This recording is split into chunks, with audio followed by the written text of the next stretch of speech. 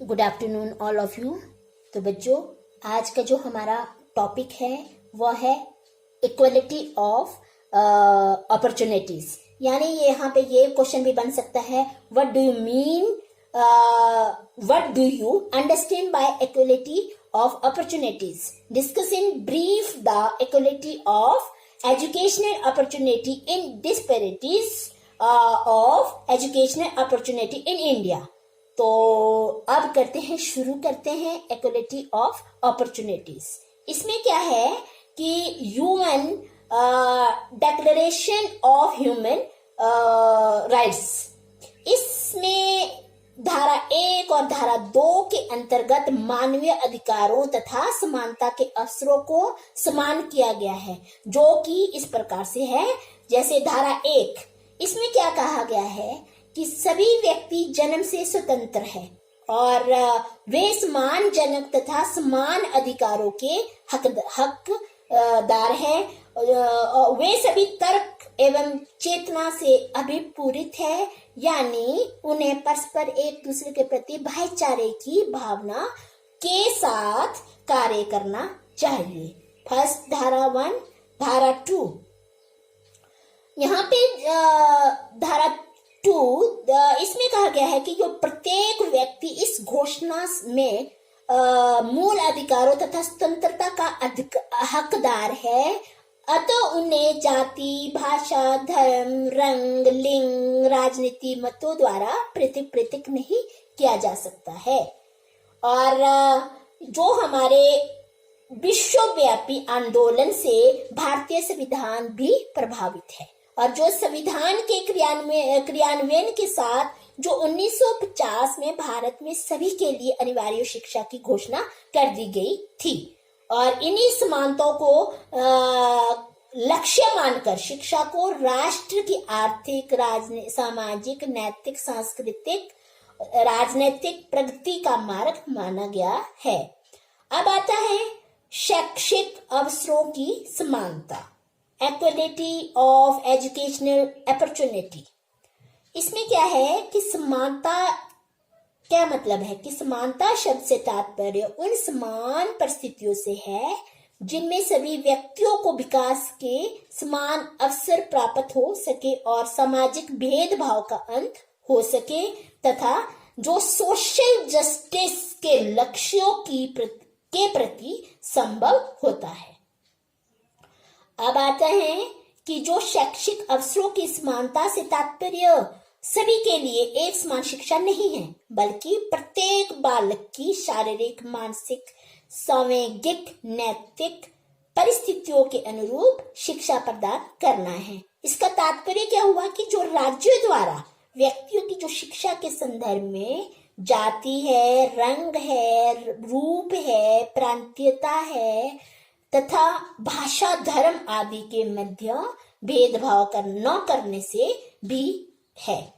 अब आता है एजुकेशन। एजुकेशन क्या है? एजुकेशन के क्षेत्र में समानता की अवधारणाओं को स्थापित करने के लिए हमें निम्नलिखित प्रयास किए जाने चाहिए। वो क्या प्रयास है कि सबसे पहले तो जो एक निश्चित अवधि तथा भेदभाव रहित निःशुल्क एवं अनिवार्य शिक्षा की व्यवस्था की जानी चाहिए।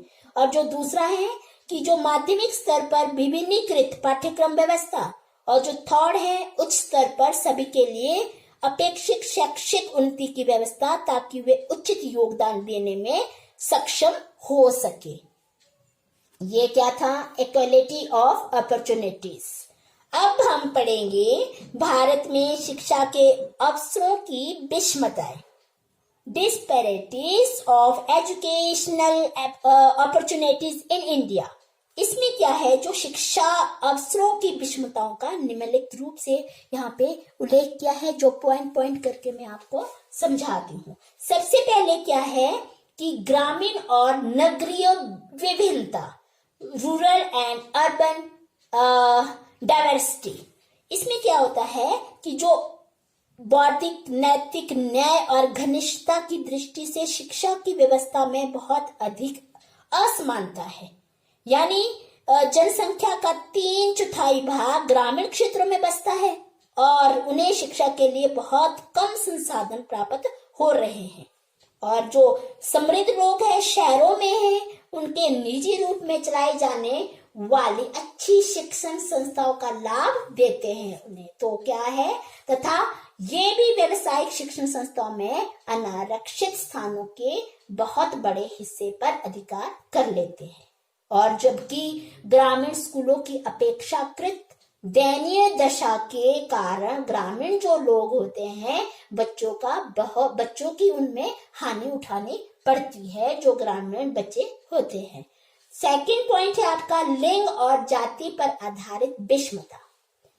यहाँ पे क्या है, जेंडर एंड रेस डिस्पैरिटी, यानी यहाँ पे लड़कियों, अनुसूचित जातियों, अनुसूचित जनजातियों के जो बच्चों ने पिछले दशक के दौरान उल्लेखनीय प्रगति की है, बहुत सालों तक इन्होंने प्रगति की है, परंतु इसके उपरांत भी जो वे शैक्षिक उपलब्धि के अंतिम सोपान पर है, और बालिकाएं जो है, लड़कियां जो है, वो घर गृहस्थी के कार्यों में इतनी बिजी हो जाती है तथा घर के कामों में ध्यान देती है तथा सामाजिक कुरीतियों का शिकार होती रहती है, उन्हें घर के कामों में लगाया जाता है और सामाजिक कुरीतियों का शिकार भी वही होती है, जबकि अनुसूचित जाति एवं जनजाति के बच्चे ऐसी अयोग्यताओं जो स्थानों के आरक्षण से नहीं दूर की जा सकती के कारण उन्नति नहीं कर सकते हैं ऐसे।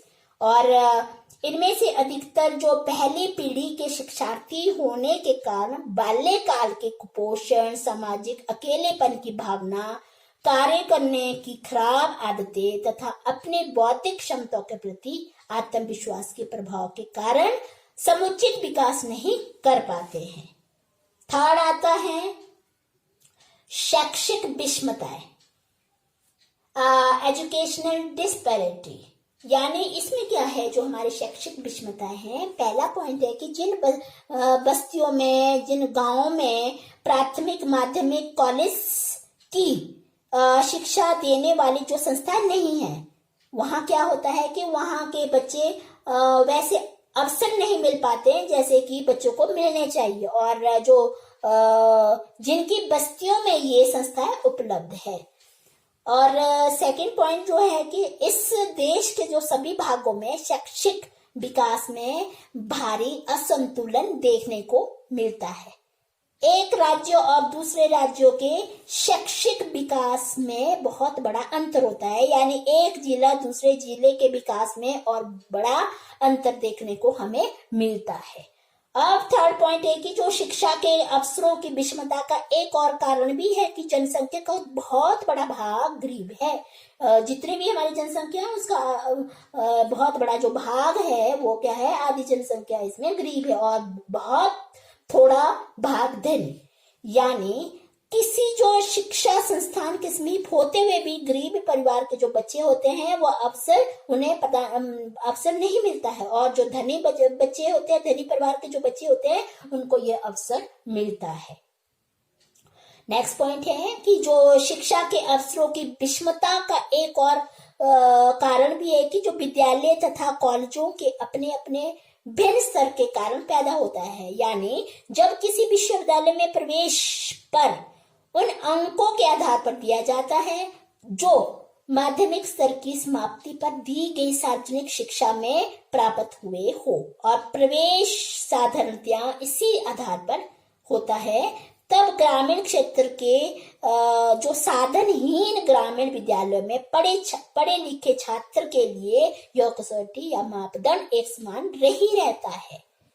नेक्स्ट पॉइंट है कि जो घरेलू पर्यावरण के भिन्न भिन्न होने के कारण भी भारी विषमताएं उत्पन्न होती है। जैसे आपके क्या होता है कि जो ग्रामीण परिवेश या शहरी गंदी बस्तियों में रहने वाले जो या अनपढ़ माता पिता जो होते हैं की संतान को शिक्षा पाने का अवसर नहीं मिलता है। जो उच्चतर शिक्षा पढ़े लिखे माँ बाप के बच्चे को शिक्षा पाए हुए माता पिता के साथ रहने वाले उनके संतान को जैसे अधिकार मिलते हैं।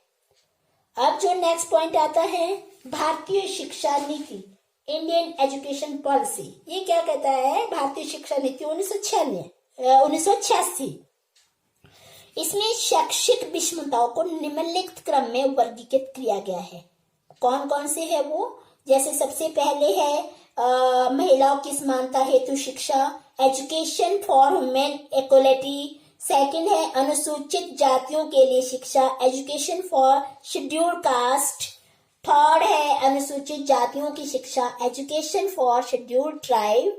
और फोर्थ पॉइंट है कि शिक्षा की दृष्टि से पिछड़े हुए अन्य वर्ग और क्षेत्र, other educationally backward section and areas. इसमें कौन है? अल्पसंख्यक, माइनॉरिटीज, विकलांग, हैंडीकैप्ड, प्रौढ़ शिक्षा, एडल्ट एजुकेशन एक्सेट्रा।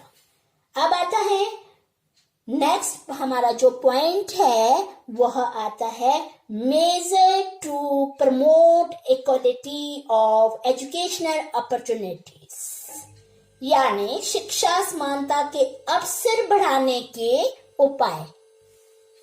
जिस तरह से यहाँ पे शिक्षा आयोग अकॉर्डिंग टू एजुकेशन कमीशन के अनुसार जीवन के अन्य सभी आदर्शों की भांति शिक्षा के अवसरों में भी पूर्ण समता कायम करना संभव या असाध्य ही है, पर ऐसे आम मामलों में असली प्रश्न पूर्ण लक्ष्य की सिद्धि का नहीं होता है और किसी भी अच्छी शिक्षा प्रणाली में महत्वपूर्ण विषमताएं पैदा करने वाले कारणों को पहचानने और उन्हें या तो पूरी तरह दूर या कम से कम न्यूनतम कर देने के लिए उचित कदम उठाने का प्रयास निरंतर होना चाहिए। इन विसंगतियों के निदान हेतु शिक्षा आयोग ने निम्नलिखित उपाय बताए गए हैं। तो वो कौन कौन से उपाय हैं?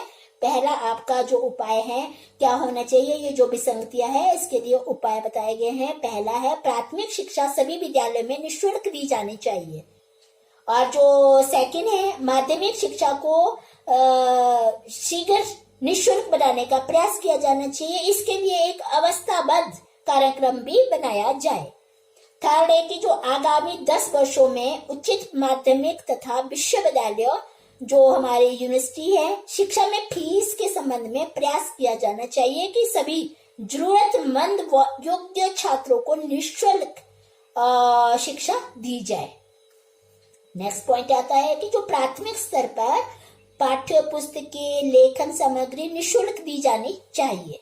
नेक्स्ट है कि जो माध्यमिक विद्यालय तथा उच्च शिक्षा की संस्थाओं में पुस्तक बैंकों, बुक बैंक्स का कार्यक्रम विकसित किया जाना चाहिए। नेक्स्ट पॉइंट है कि जो प्रतिभाशाली है छात्रों को पुस्तकें खरीदने के लिए एक अनुदान दिए जाए। और नेक्स्ट है कि शिक्षा के विभिन्न स्तर पर छात्रवृत्तियों का कार्यक्रम भी लागू किया जाए। और वो छात्रवृत्तियां कौन कौन सी? जिस तरह से प्राथमिक स्तर पर इस बात के लिए कदम उठाए जाने चाहिए जो हमारी जो प्राथमिक स्तर की समाप्ति पर क्या किया जाना चाहिए कि जो किसी भी योग्य बच्चे को आगे पढ़ाई जारी रखने को रोकना न पड़े, इस उद्देश्य से हर जरूरतमंद जो बच्चे हैं उनको पर्याप्त राशि की छात्रवृत्तियां दी जानी चाहिए। नेक्स्ट है कि जो राज्य स्तर पर विभिन्न जिलों में शिक्षा के विकास के समकरण की नीति अपनाई जानी चाहिए। नेक्स्ट पॉइंट है कि जो राष्ट्रीय स्तर पर भारत सरकार की जिम्मेदारी समझी जाए कि वह विभिन्न राज्यों में शिक्षा के विकास का सम्मान करे, यानी पिछड़े राज्यों को विशेष सहायता देना शामिल है। और अब आता है ये पॉइंट कि लड़कियों और स्त्रियों के बारे में निम्न बातों पर ध्यान दिया जाना चाहिए। वो क्या क्या है? नंबर 1 कि स्त्रियों की शिक्षा को अगले कुछ वर्षों के लिए शिक्षा का एक बड़ा कार्यक्रम माना जाए और उनमें आने वाली कठिनाइयों का सामना करने तथा पुरुषों एवं नारियों की शिक्षा के अंतर को शीघ्र कम करने के लिए साहसी व प्रभावी प्रयास किए जाने चाहिए। और नेक्स्ट आता है कि जो केंद्र में स्त्रियों की दिशा शिक्षा पर नजर रखने के लिए एक विशेष तंत्र हो जो कि स्त्रियों की शिक्षा के कार्यक्रम के आयोजन और क्रियान्वयन में सरकारी तथा गैर सरकारी प्रयासों को एक जगह लाया जाए, और जो इसके अलावा ये इस सभी स्तर पर और सभी क्षेत्रों में लड़कियों को शिक्षा की ओर पर्याप्त ध्यान दिया जाना चाहिए। अब आता है अनुसूचित जातियों की शिक्षा का वर्तमान कार्यक्रम जारी रहना चाहिए और उसका विकास भी किया जाना चाहिए। नेक्स्ट पॉइंट आता है कि अनुसूचित जातियों के बच्चों में निम्न कार्यक्रम भी ध्यान दिया जाना चाहिए। वो कौन कौन से हैं अनुसूचित जातियों के बच्चों के लिए जिस पर ध्यान दिया जाना चाहिए? जैसे आबादी वाले क्षेत्रों में आश्रम स्कूलों की स्थापना की जानी चाहिए। सेकंड है अध्यापकों को जनजातीय भाषाओं का ज्ञान भी दिया जाना चाहिए। थर्ड है कि माध्यमिक स्तर पर विद्यालयों छात्रावासियों सुविधाओं तथा छात्रवृत्तियों का पर्याप्त विस्तार किया जाना चाहिए। अब आता है कि जो उच्चतर शिक्षा में छात्रवृत्तियों का काफी विस्तार किया जाना चाहिए। और नेक्स्ट जो पॉइंट है वो आता है कि जो उच्चतर शिक्षा में छात्रवृत्तियों के कार्यक्रम का विकेंद्रीकरण किया जाना चाहिए। तो बच्चों अभी जो हमने पढ़ा वो पढ़ा है इक्वालिटी ऑफ अपॉर्चुनिटी। इसमें हमने disparity of educational opportunities in India इसके बारे में पढ़ा, और उसके आगे